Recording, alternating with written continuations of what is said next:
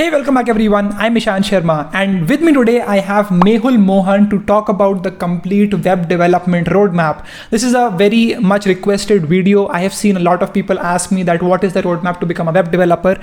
So here it is, guys. In this video, we'll be covering exactly how you can get started. If you are in college, this is the exact video that you should be watching completely. And a little bit about Mehul Mohan. He started his web dev journey like 5 years ago, and he's been at it for a long time, right? He has built a lot of applications. He himself is running a startup called codedamn, and he has built the complete platform himself. Okay, so yeah, I hope you'll enjoy this video. The timestamps are in the description so that you can just jump around and take whatever part do you want to watch. And let me know in the comment section below what do you think about this, and like this video and share it with your friends. I really want to help you all as much as possible, and that is why I'm trying to get the best people in any particular field. And I will soon be making a video on Android development roadmap as well. Okay, so yeah, thank you so much for clicking on this video, and now let's get started with this podcast episode. With me today I have Mehul, and today we'll be clearing your doubts, your biggest problems with web development, how to get started with it, what are the problems that you might be facing, and how can you rectify those problems. All of these things will be talking about and we'll be discussing in today's video. So make sure that you watch it completely, and let's get started. How are you doing, Mehul? And welcome to the channel once again. I'm doing fine. Thank you so much, Ishan, for having me once again. Awesome, bro. So yeah, let's jump right into the questions. The first question, obviously, that every single student that is getting into college has is how to get started with web development, and like what is the motivation to start web development. So please tell me, what was your experience with this whole thing? How did you get started? So my motivation, like my cause of starting web development was not initially in the college days, but it goes way back to when I was in class 8, ninth. I started off with web dev unknowingly that I'm starting off with web dev because I used to just create certain blogs of sharing cracked softwares and crack things here and there by learning from other people who had blogs at that time. And I just had that reason of like modifying templates and adding some widgets using some sort of customizability. So that was like my reason of getting into web dev, because I wanted to customize a little bit of what I could see and what other people could see on my blogs and websites. So that got me into HTML and CSS, and that was my reason of learning it. So first of all, I would like to tell you, or would like to ask you guys, is to figure out your reason, some sort of reason. I mean, it could be very small thing that you want to build a game on web browser, or maybe if you want to just have a little application chat app which you and three of your friends could use. But have a little bit of reason before you enter, because if you do not have any reason at all, you can surely go ahead and complete a course, complete a playlist, but you will be stuck what to do next. So you have to have that motivation. You have to have some sort of goal, or even though it's not a completely clear goal, but just take in account for what you will do or what you will do after you are done with a particular course or playlist. That I think is important thing which a lot of people miss out when they are starting off with web dev. All right. So once the motivation is clear, how should they start? What are the technologies that they should be focusing on? Many people just take a look at all of the names, the names of the technology, and they're like, should I learn this? Should I learn that? Or like, what should be the path that they should be following? So there could be multiple correct answers to this, because not everybody learns in the same way. I have seen a lot of people who get through the basics of HTML, CSS, and then they pick up a framework like React or Angular, and then maybe they just work their way forward and backward at the same time. By forward, they learn more into the framework which they are into, and by backward, they come to JavaScript later on, right? But ideally, the way the standardized way which you can think of could be that you start from the very basics, like HTML, CSS. It's a prereq. You cannot like really jump into JavaScript directly. Just figure out HTML, CSS a little bit, then pick up JavaScript, cover its basics. Not really, you don't really have to get into depth of every single thing, because that would you will never really progress if you go into that way. Once you're done with basics, you have to understand when to stop. The good indication of that is like picking up a small course, not a huge boot camp sort of thing, which will just go on and on. So pick up a small course, and then when it ends, that's basically it. Just make sure you have sort of understanding of what basics you have learned in this particular course so far, and then move on to the next tools, right?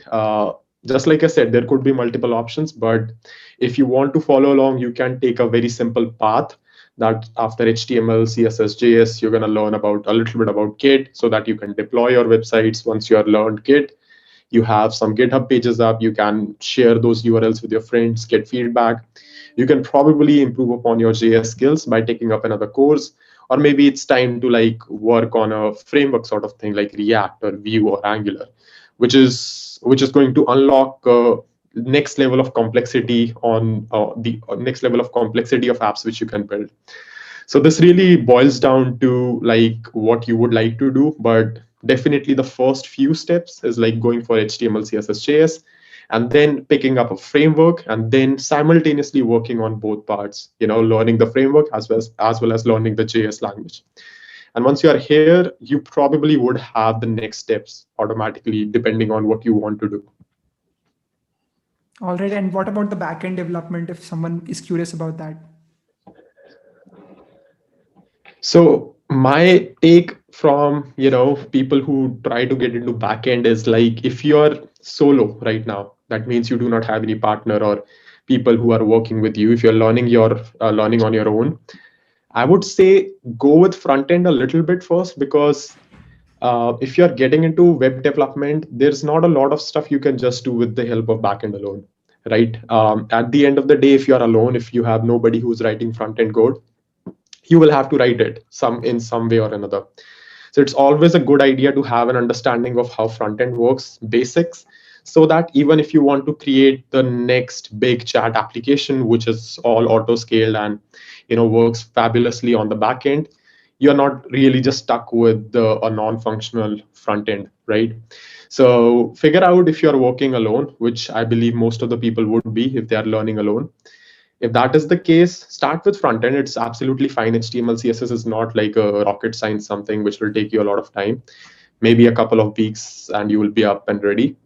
And for the backend part, when you're moving, what I found in my case is, because I already had a lot of exposure with JavaScript, it was very easy to move to Node.js for the backend part. But a lot of people like Python as well. So Python has its own options, Flask, Django and Django here Flask, and yeah. there. So just figure out a technology. Yeah, just figure out a technology which you like personally, and then you can choose it. The most common ones are Python and Node.js at the moment. So this could be your starting point. If you are coming from a front end, if you have light JavaScript in the front end training or whatever you took, Mm-hmm. then Node.js could be a choice. Otherwise, Python and other options are always there. Mm-hmm. What should be the projects they should be aiming for, and how should they come up with the idea for projects? Because it's one thing to consume content on YouTube and other websites on how to learn these technologies, and it's completely different on how to apply it. So, what do you think about this? So I believe a lot of courses or a lot of things which you do in one way or another come with some sort of projects. A lot of people, they don't really just go ahead and create courses with just the bare metal of the language syntax and all that stuff. Usually you're going to find some projects. So you can start from there, use that as a starting point to build the project with the instructor. But once that is done, in order to explore more, I would recommend like building on top of it, because you already have a base foundation of that project. The instructor has set some rules or some sort of things which are baseline to your project. It is in a working state, so it's much easier for you to build upon that in terms of features or functionalities, than just throwing it away and starting with a brand new, which might take a lot of energy in thinking of idea, how you should start, all that stuff. So my take for building projects for people who have absolutely no idea, this is for people who do not know where to start, is when you're following a course, you will automatically come up with the instructor will teach you how to build certain projects, build on top of them. That should be like the first place you can start off. Other than that, there are a lot of project ideas on sites like Reddit. If you go about and look around, There are actually dedicated sites. I don't remember the names of them, but there are definitely dedicated sites which list down the projects which you can attempt. On codedamn, as a matter of fact, you can also attempt pre-built projects where you just have to write code, and on every step you have to create the project to its completion within your browser. So there are a lot of options in order to attempt and practice projects online and offline. All right. As you've previously just mentioned about codedamn, tell me a little bit about what codedamn is and what we are. I am also a part of codedamn. For all of you that don't know. Okay, so my question here is that what is codedamn and what are you trying to do with this service? Yeah. So just like your video is all about like how you can get into web dev and how you should approach what projects should you do, I believe that a lot of people right now they teach themselves, right? If you're using a Udemy course, if you're using a YouTube playlist, that means you're teaching yourself to code online.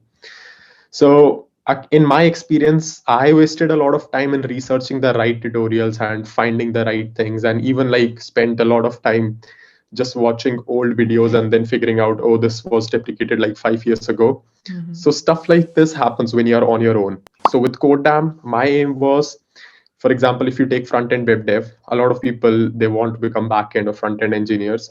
So if you want to have a structured, dedicated roadmap how you should approach technologies, which is like what your video is about, you can use the codedamn learning paths. Learning path is just a fancy word of for roadmap, which means you start with a particular set of, first thing you have to do this, then that, you have to proceed like that.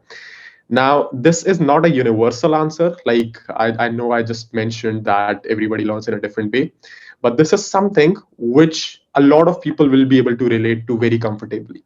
So you can choose your own path as well if you like on codedamn, but that is something which will give you a head start, right? So if you have no idea how to even start, which happens a lot with even more with fields like machine learning and AI and stuff.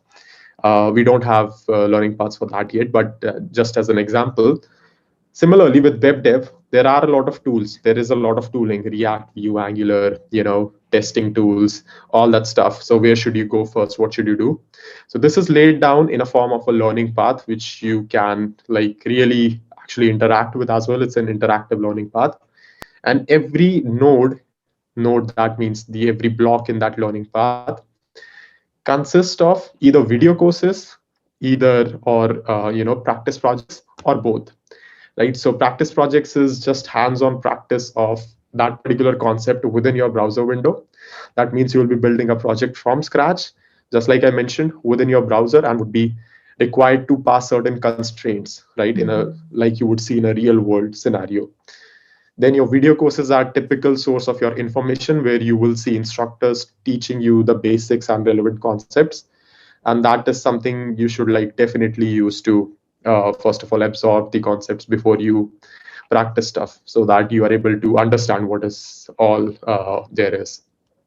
So that's like an overview of codedamn learning paths, which you can use right now as well if you want to get into web development. Yep, I think that's really important for all of you to understand. A lot of you are just going through video courses and you have no idea about how to apply your skills. That's where codedamn comes in very handy. We have hands-on practice that you can take a look at. But of course, if you leave codedamn away, there's also a lot of other resources, free and paid as well, that you can take a look at. And the free code camp is also a very good example of that. Brad Traverse is also a very good example, and there are other ones as well. The new Boston is also back, right? So Yeah, I mean he has already created all that content anyway for web, yeah, so yeah. what do you think he'll be going to do next? I think he's pretty explicit in his Hello World video. He has mentioned like he'll be going over through Flutter and common stuff around Python and stuff like that. So I think that is something he'll be doing next. But he's like mostly focused on the currency project as of now. So that's pretty cool. All right. Now, one doubt that someone just asked me was, do I have to be good in DSA in order to be good at web development? they Not a lot of people exactly. just No. attach what DSA is, and if they are good with DSA, then they will be good with computer science, and those two are just not always the same thing. These are a few misconceptions that you should be good with DSA, competitive programming, and even mathematics. As a matter of fact, a lot of people I have seen ask that I'm not good with maths. Would I be good with programming in general? Now, there would be some instances where you would need to be, you would need to make sense of the code and if it is a complicated algorithm and stuff. But these are like very rare cases, and you are very 100% not likely to encounter them when you're starting off as a beginner, as a basics. So I would say that DSA is definitely not required. You would learn pretty much all the required concepts in the language itself when you're learning JavaScript. uh, so yeah, I mean that's absolutely not the reason to not get into web dev, because you don't have the required DSS skills yet. So these are like two completely unrelated fields of work. Mhm. What are the benefits of being a web developer? What other fields that one can go into once getting into web development? So I would say the benefit is, apart from monetary side, if you remove like freelancing and all that stuff, I would say the benefits are pretty much uh, what you will get by working, let's say, in mobile dev industry. You get familiar with an ecosystem, you get familiar with an environment, so you'll be much quicker in adopting some other technology or some other unknown thing. Because with programming, the thing is that for the most part, the syntax and the practices change when you move from, let's say, JavaScript to any other programming languages, even Java. As a matter of fact, you're going to see that there is a change in syntax, there is a change, obviously there's a change in how the programming language works. But if you're good enough in Java or in any other language, you would not have that much trouble in moving across languages and frameworks too. So one advantage, not only of like not limited to web dev in general, but of getting into programming anyway, is that if you want, you would not face a lot of trouble in just shifting your fields. So if you get into web dev, just get familiar with JavaScript, or maybe like Python on the back end, and you don't really like it that much, then it is like not very difficult to switch to, let's say, mobile application development, or maybe like data science, or maybe like MLAI in terms of syntax and in language and coding understanding point of view. So that is like a one universal advantage, which not a lot of people talk about. That is like you don't really have to start from ground zero when you're switching fields if you already know something before. So yeah, other than that, like the monetary benefits and all that stuff is always there, freelancing and stuff. Yeah, it's really amazing because you yourself have done a lot of projects on Fiverr as well, right? Yeah, I have been a freelancer for a long time in the past. So that definitely helped me a lot in just building small but challenging projects. So that has a major contribution in building up concepts and all those things personally. Mhm. All right. Now, how much time would you say that it might take for someone to become like a normal, like a MERN developer, full stack MERN developer? Of course, it can vary depending on how much time someone puts in. But what would be like a rough estimate that people can take home whenever they are thinking of getting into this field? So it really like depends on person to person, just like you mentioned, Mhm. because not everybody learns in this at the same speed. Uh, for example, some people I have seen personally, I have seen there are some people who would start from the starting, and they would just, when they are moving along a course line or a learning path or roadmap, they'll make sure they are covering every single thing, every single concept, everything, right? Even if it is basic. So those people will take some time in arriving at React, for example, in the roadmap. For me or for other people, we work in multiple passes sort of thing, yeah, just like you have multiple passes over a data stream. So I would first of all go with HTML, CSS, JavaScript, React very quickly. Then I'll just go back to HTML again, and I will cover up something which I have left, or something which I need. So this is like something which I have seen personally as well. So there are at least these two kind of people. There might be other kinds of people. So that duration is something you should not like put on a pedestal and constrain yourself with key. I have to do this in this particular amount of time. But ideally, I would say a year is a very safe sort of thing. You can say that you could be a good Mon developer, or a person who has a solid understanding of things. I think a year of work is a good estimate, right? So don't really expect. I mean, you can technically cover all the things in a month or a couple of months, but that experience and that exposure takes time. So don't like expect that experience or exposure to just build overnight. That will happen when you're working with project, when you see tons of error messages, even your code crashes a lot of time. So that thing you have to like learn with time only. That will not come with blog posts or tutorials or video courses, stuff like that. All right, bro. Thank you so much for joining me for this short podcast episode that I just did for the No audience. problem. Guys, if you have any questions, you can reach out to Mehul on his Instagram. I will leave the link in the description. And you should totally check out codedamn.com if you're interested into web development. I will put its link in the description as well. And yeah, thank you all for watching. And yeah, thank you, Mehul. Thank you so much.